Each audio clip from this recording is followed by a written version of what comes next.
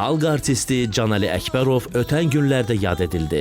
Canəli Əkbərov heç vaxt muğamı yarım ton aşağı oxumamışdı. Hamısını öz yerində oxuyurdu. Canəli Əkbərov bir çox mahnı və təsniflərin də müəllifidir axı. Sevilməyimdə mən birbaşa Canəli Əkbərova borcluyam. İncə dolum, yer basmayıb yeriyə.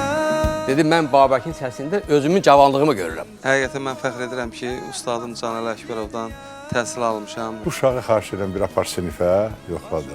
Nazım müəllim, bu uşaqda tərbiyədən başqa heç nə yoxdur. Baxdın maral kimi. Canəli müəllimin ifalarını çox yamsılamışam uşaq vaxtı. Canəli müəllimin oxuduğu muğamların hamısı özünə məxsusluğu var. Köhnə nəsil bu xanəndələrin təzə nəsli arasında elə bir körpü idi, elə deyilmi? Şənbə günü saat 18:20-də.